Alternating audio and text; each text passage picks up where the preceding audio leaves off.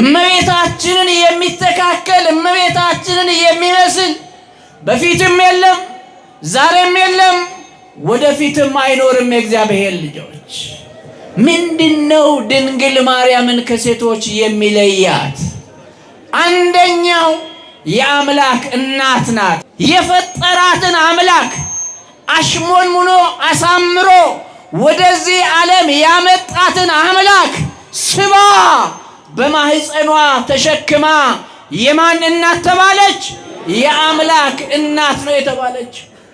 እኛ አምላካችን እንላለን፣ ፈጣሪያችን እንላለን፣ መድኃኒታችን እንላለን፣ አዳኛችን እንላለን።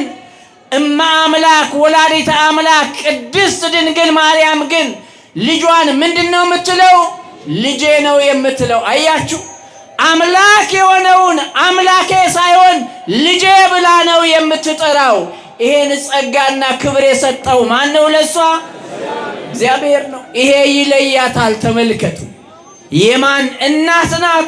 የአምላክ ነቢይ የወለደች እናት፣ ሐዋርያ የወለደች እናት፣ ጻድቅ የወለደች እናት አለች። ነገሥታትንና መሳፍንትን የወለደች እናት አለች። ነገር ግን ከነዚህ ሁሉ ማርያም ምን ትሆናለች? ንገሩኝ፣ ምን ትሆናለች? ትበልጣለች። ለአምላክ ምን ስለሆነች?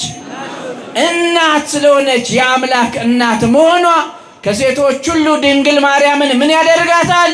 ይለያታል።